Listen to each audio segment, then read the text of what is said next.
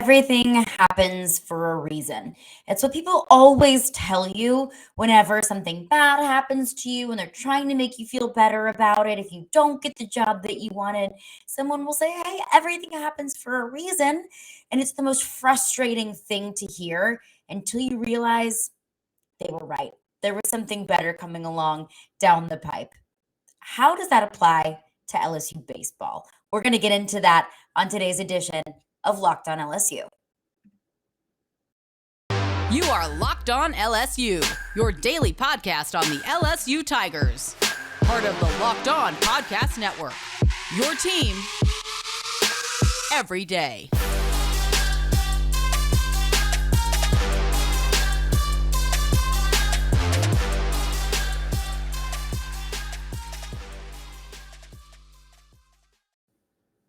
Well, thank you for making Locked On LSU your first listen every day. We are free and available wherever you get your podcast. That's on Spotify. That's on Amazon Music. That's on iTunes. Whatever your preferred podcast platform is, we are there. But we're also on YouTube as well. So make sure to hit that subscribe button on YouTube so you don't miss a single second of your Locked On LSU content. My name is Caroline Fenton, and I am your host, as I am every day. You can find me on Twitter at Caroline Fenton1. You can also follow the podcast on Twitter at Locked On LSU as well. I post podcast updates and just my general sports takes in general. But I want to get into it because this has been a wild past week in college baseball. Now, we learned on Monday, I believe it was. Yes, it was Monday. I'm getting my days mixed up on this post-Memorial Day weekend week. We learned that LSU is going to be heading to the Hattiesburg Regional. We'll get into exactly what that means in the next segment, how LSU will fare with Southern Miss hosting that regional. But that's the big story there. LSU traveling to Hattiesburg. LSU will not be a regional. Now, after LSU got swept by Ole Miss, I did a full recap of the weekend, and I said this could be the thing that costs LSU a regional. Then they turned around and they swept Vanderbilt on the road. So I thought, okay, they're still in the running for a regional, and especially being the 4 seed in the SEC tournament, getting as far as they did, I thought LSU could squeak their way into hosting a regional.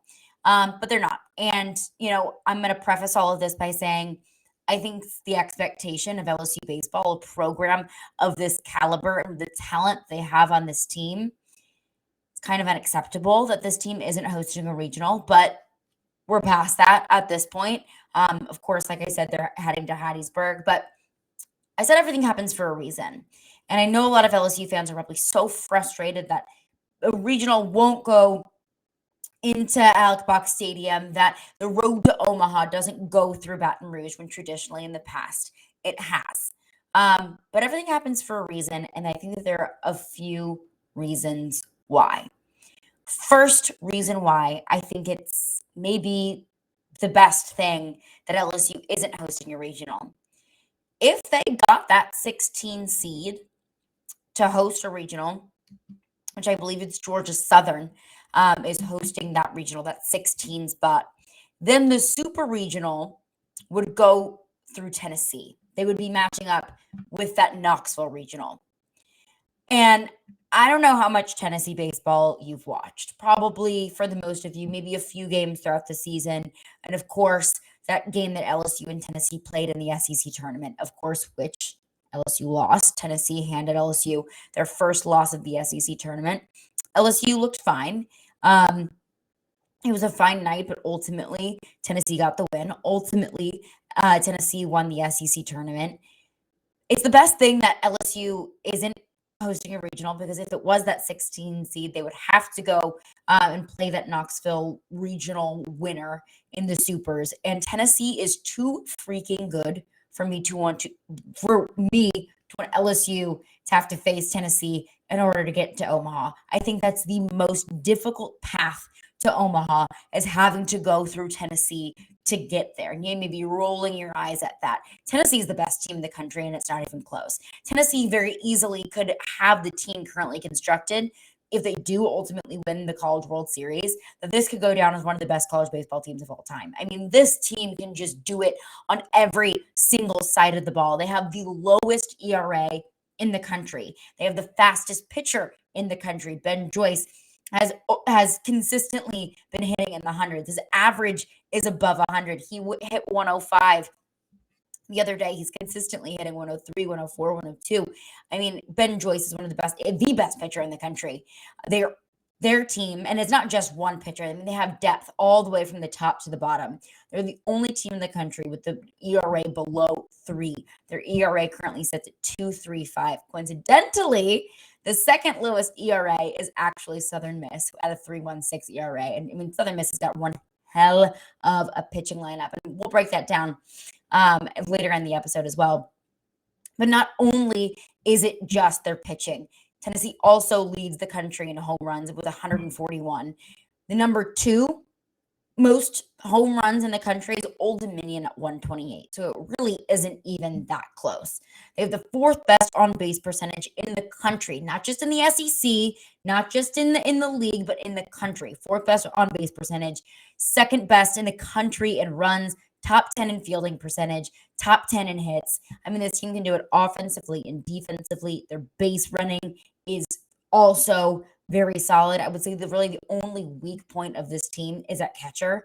And they still found a way to win so many games, to win the SEC, one of the most competitive divisions in college baseball, with having that kind of, weakness, if you want to, however much you want to say that the weakness.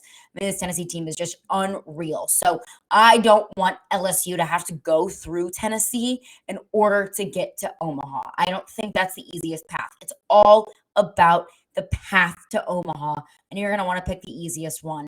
And not hosting a regional gives LSU an easier path. So I know it's frustrating that LSU won't be hosting a regional, that if you're local to Baton Rouge, if you're in Louisiana, you won't be, you won't just be a hop and a skip down the road. But that brings me to my next point of why it's really an okay thing that LSU is not hosting a regional. And it's because of the draw that they got in Hattiesburg. How many times has LSU been sent to Corvallis or Eugene, Oregon last year, or in the Pacific Northwest or in the West Coast, where LSU, it's just a freaking haul to get to the West Coast or to get to Corvallis or whatever that might be. I believe they've been to Corvallis twice in like the past 4 or 5 years. So that's okay that they're not hosting a regionals, because of the draw that they got with the Hattiesburg regional, with Southern Miss hosting. I mean, Hattiesburg is just a little bit over a 2-hour drive from Baton Rouge, from wherever you are, if you're local to Louisiana. It's just a little bit over a hop and a skip. So that's the other good thing is, yes, Southern Miss's baseball park is not very big. And yes, I know that Southern Miss fans are going to want to pack that park. If you do get tickets to the games this weekend, I mean, hats off to you. I'm so jealous.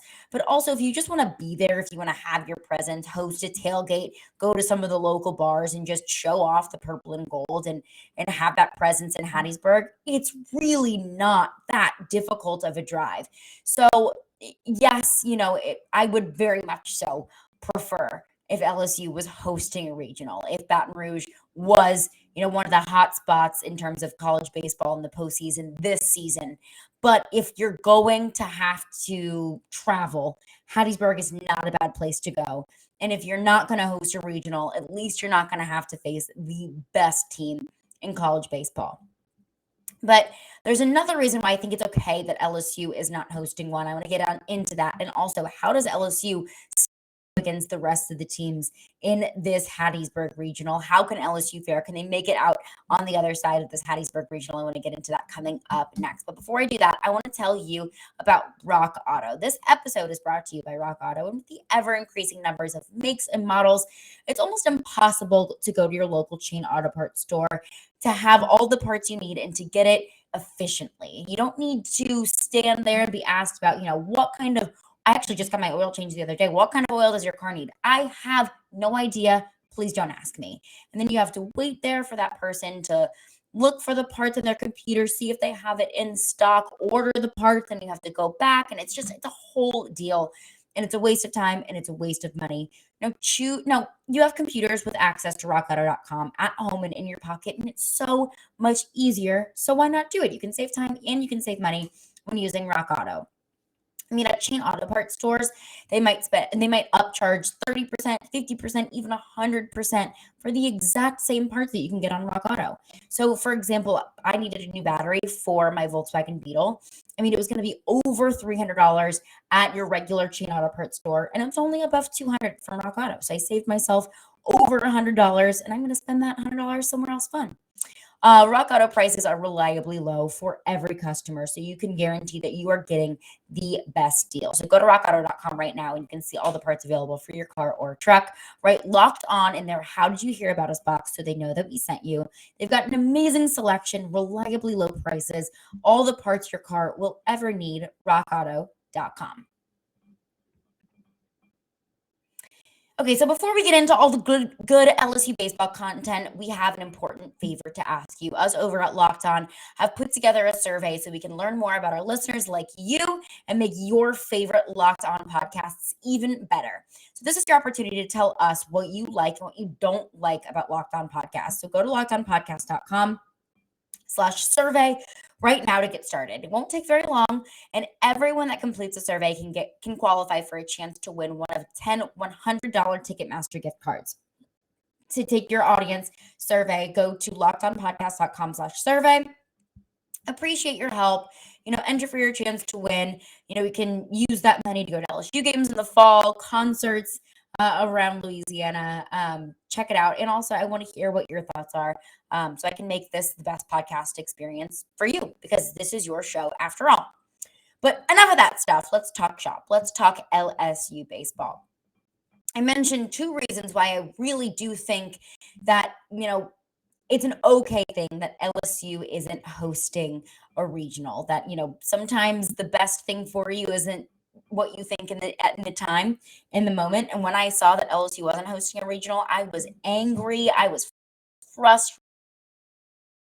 I thought they earned it. Glass half full because they don't have to go through Tennessee in the supers.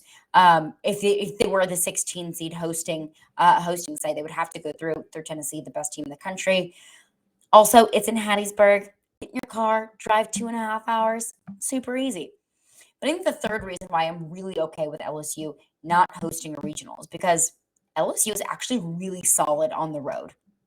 Their overall record on the season, 26-9 at home, 10-7 on the road. It's really, when you look at it, I mean, of course, they have a better home record just because that includes a lot of the easier midday games, some of the cupcake games at the beginning of the season. But when you really break it down, let's look at the conference series because I think that's the most genuine indicator of how a team's performed. We'll look at the SEC in general.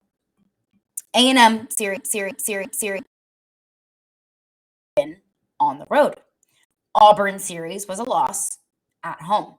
On the road at Mississippi State, swept them on the road. And then you get into Arkansas getting swept on the road, and then Mizzou was a sweep at home. Georgia was a series win at home. Alabama, on the other hand, a series win on the road. Ole Miss coming back home at Alex, swept at home, and then on the road at Vanderbilt, a sweep on the road. So breaking all of that down, overall, they had 6 series wins. 4 of those 6 wins were on the road out of the 10 total series. So you're looking at just over half of their total series were wins, and over half of their series wins happened on the road. So, I mean, LSU really is solid on the road. So, I mean, they have not been intimidated by opposing ballparks in the past, and I don't see how that's going to be a change this weekend in Hattiesburg as well, especially being so close to LSU. It won't feel like a home game. It won't feel like a home series, but I don't think that any of these series that they have played and won on the road have felt like home series either. But there definitely will be that big purple and gold LSU Tiger presence in Hattiesburg. It's postseason baseball. It's only a couple hours away. Why wouldn't there be a big LSU presence there? So I really think it's okay that they're on the road. They play well on the road. You could even argue maybe even better on the road than they are at home. Maybe they're better as the underdogs. But that's okay. It's okay. But let's break down this series. Exactly how does LSU stack up against the rest of this Hattiesburg regional? So the 1 seed, of course, is Southern Miss. Admittedly, I didn't know this, but Southern Miss has the second best ERA in the country, just behind Tennessee. I mean, Tennessee is sitting at a sub 3 ERA, and Southern Miss is sitting at a 3.16, and then UConn falling after at 3.35. Now, Southern Miss has one heck of a pitching rotation. They've got one heck of a bullpen, got one heck of they've got some heck of arms in that team. So that's going to be a big challenge for LSU if they do get past Kennesaw State, which I really hope it's not an issue for LSU to get past Kennesaw State. Of course, the 3 seed in that Hattiesburg regional. We can break down Kennesaw State, but if they do, / when they do get past Kennesaw State, knock on all the wood that you are next to, that's going to be their biggest challenge against Southern Miss, is getting past those really solid pitchers. Now, how many of the best pitchers is LSU going to see if they do get to that final series in order to win that regional? I don't know. That's the most difficult part about postseason baseball. You got to do a lot of bullpen management. You have to do, it's really like a giant puzzle that they're going to have to work through. And that's the same thing for everyone across the board. Like, I would even make the argument that LSU shouldn't play Mikhail Hilliard against Kennesaw State. I just don't see the need for it. And you're going to need him more so later on in the postseason. But that's a really delicate balance that you have to look at. So how many of the best pitchers are LSU going to face? I don't know. That's totally up to Southern Miss's. If they do get there, of course, all of that comes with the asterisk of if LSU gets past Kennesaw State to play Southern Miss, if Southern Miss gets past Air Force. I mean, all of these ifs, all of these asterisks that we're going to monitor throughout the weekend at the Hattiesburg Regional. But that is the one thing that I'm going to be looking at, is what pitchers are not Georgia Southern, got all these schools on the brain. Southern Miss going to pitch against Air Force, who's going to be available if they do play LSU, so on and so forth. But that is a really good pitching team. But I look at Kennesaw State. I mean, I just mentioned that LSU is really solid on the road. Kennesaw State, on the other hand, is 14-15 on the road. They really struggle on the road, and this is going to be a rowdy postseason environment. Whoever fans it might be, Southern Miss fans, LSU fans. I can't imagine a ton of Air Force fans are going to travel to Hattiesburg, Mississippi, but I'm not going to put it past them. But Kennesaw State has struggled on the road. So I think just overall, LSU has a ton of talent. And speaking of that talent, LSU is getting a whole bunch of their talent back. Cade Doughty is back. So, of course, he dislocated his shoulder against Vanderbilt later on in the month of May. He was out of the SEC tournament. I mean, LSU really was hurting for some of Cade Doughty's offensive heroics. So he will be back in the lineup in the regional this weekend, and he is not alone in his return to the lineup. Jacob Berry is back as well. Broke his finger earlier in May in batting practice in that Alabama series. He batted. He was in and out of the lineup against Vanderbilt. He batted against Vandy. Of course, stayed out of the SEC tournament just out of an abundance of caution. They'd rather have a healthier Jacob Berry in the regionals and supers rather than the SEC tournament if they already felt comfortable enough about their spot in the NCAA tournament. So I don't disagree with that decision to sit Jacob Berry, but it is so nice to have two very heavy hitters back in this lineup so we can see some more of those offensive heroics back in the postseason. This is Jay Johnson earlier this week talking about having those players back in the lineup. He said the thought was not playing them last weekend, was to give them a better chance to be closer to their best this weekend, and that was a tough decision. I don't disagree. But he goes on to say, in both of their cases, I didn't feel good about running them out with the status that they were at, but I felt like the extra days would get us closer to where we feel great about them playing. I'm cool with it. If that's what they needed, if they needed a little bit more time, yeah, sure. I mean, getting further into the SEC tournament would have been great. If they would have beaten Kentucky and then gone on to play Tennessee again Saturday night, would they have hosted a regional? Maybe. But then again, I've already stated, it's okay that they're not. It might even be the best thing for them that they are not. So having Cade Doughty back in the lineup, having Jacob Berry back in the lineup, LSU being such a talented team on the road and facing a Kennesaw State team that has struggled on the road and has not faced very difficult talent so far this season.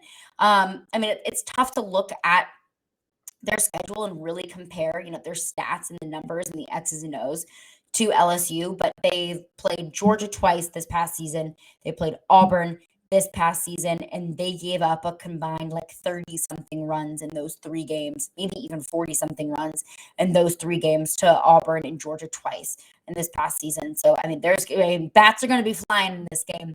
Bats are going to be flying. But, of course, LSU taking on Kennesaw State in the Hattiesburg Regional this weekend. So what do the sports books say about not just this weekend, but the long shot odds and looking ahead to Omaha? What do the sports books say, and what should you put your money on? We'll get into that coming up next. And speaking of putting your money on something, our partners at BetOnline continue to be the number one source for all of your betting needs and sports information. BetOnline has all of the odds up for the games coming up on Friday, so make sure to check them out for that. You can find all the latest odds, news, and sports developments, including this year's basketball playoffs, Major League Baseball scores, fights, and even next season's NFL futures. BetOnline is your continued source for all of your sporting wagering information. They've got live betting, playoffs, esports, and more. Head to the website today or use your mobile device to learn more about the trends in action. BetOnline, where the game starts. Well, thank you for making Locked On LSU your first listen every day. We are free and available wherever you get your podcasts. So let's take a look at the sports books, because that's, where you can see a really good idea of exactly, step out of your purple and gold bubble. How do the sports books, how does Vegas, how does the rest of the college baseball fandom feel about your team? Let's look at LSU on Friday. They're overwhelming favorites against Kennesaw State. LSU on BetOnline. Of course, BetOnline, where the game starts, are proud partners. LSU is an overwhelming favorite against Kennesaw State, currently listed at minus 271 odds. That's a long shot. It's not even worth putting your money on LSU on the money line. But I would look at the over-under. Over-under is currently set at 13.5. Now, that's on the higher end of some of the games happening today. I would say the average looking at it is around 10 or 11. There are a couple of games in here. For example, Michigan, Oregon is currently set at the over-under at 14. Most part, ULL, TCU set at 10.5. New Mexico State, Oregon, 12.5, a little bit on the higher end. But I would say with LSU and Kennesaw State currently listed at 13.5, that's definitely on the higher end. And so I would shy away from taking the over just because that is on the higher end. But looking back at Kennesaw State's, what the teams that talking is really hard today, y'all. Good Lord.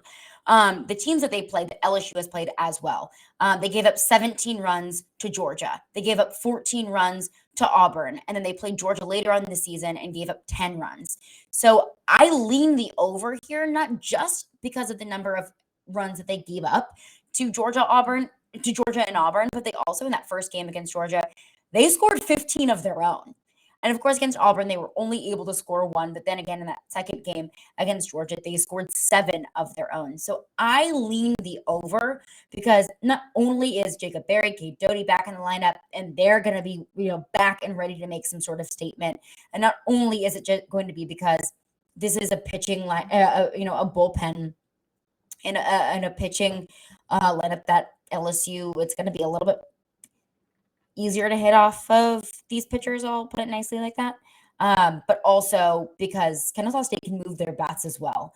We saw it against Georgia in scoring a total of, let's do math here, 7 plus 15, 22 runs of their own in 2 games against Georgia. So I think the bats are going to be flying. I think it's going to be a really fun offensive fireworks show. So I lean the over 13.5. Again, those odds are on BetOnline. Over 13.5 for Friday night. But I also want to look ahead long term to some of the odds that the sports books have on the a little bit surprised to see that LSU is listed in the top 5. And the odds are a long shot. For certain, the odds are a long shot, but I do think it's interesting to see it. First and foremost, Tennessee, the best odds at plus 250. I mean, for championship odds, the championship is what? Mid-June. We're here on June 1st, and Tennessee's already at plus 250 odds. I mean, y'all, this team is just good. They're freaking good. It's not a team that LSU can't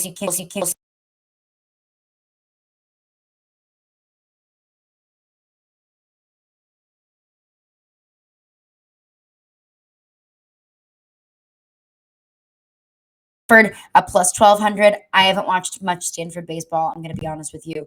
Texas at plus 1,500. I do think that Texas has kind of fallen off a little bit. Isn't strong. When LSU lost to Texas earlier, like way early in the season when they played that Shriners Hospital Classic in Houston, Texas was the number one team in the country then. They actually beat Tennessee that weekend as well. And who is sitting at number 5? None other than LSU at plus 1,800 odds. They actually share that number 5 slot with Virginia Tech, who is also hosting a regional of their own. And I do think it's interesting that a lot of the teams that are listed with worse odds than LSU to win the College World Series are teams that are hosting their own regionals. Miami hosting the Coral Gables Regional, sitting at plus 2,000. Louisville, who's hosting a regional, sitting at plus 3,000. Texas A&M, of course, SEC West foe, hosting a regional, sitting at plus 2,500. So I do think it's pretty interesting that LSU has such impressive odds. They're not hosting a regional, but I just think that goes to show, how good this LSU team really is and how good LSU consistently is in the postseason. I think it's so worth it to just sprinkle a little bit of money on LSU plus 1,800 and, explore some of these other teams with such high odds, because I believe only once in the past 20-something years, and this comes from Aria Gerson, who's a colleague of mine in national media, and she pointed out that only once in the past 20-something years has the number 1 seed going into the regionals actually won it all. This Tennessee team is really good. I've said that till I'm blue in the face, but I do think that history shows that the number 1 seed going into the regionals doesn't end up being the winner. So, take a look at some of these long shots. It's worth sprinkling some money on. I think plus 1,800 odds for LSU is great and totally worth your while. I think your dollar can go pretty far there.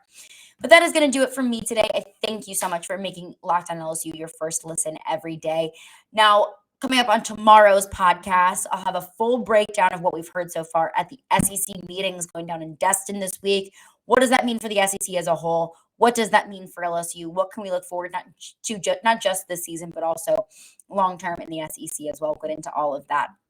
But make your second listen the Locked On NBA Big Board podcast. Raphael Barlow, Richard Stamen, Sam Ferris, and Lee Thulin gives fans an in-depth look into the biggest prospects, the latest player rankings, and of course, the big boards. So follow Locked On NBA Big Board every day on the Odyssey app, YouTube, and wherever you get your podcasts.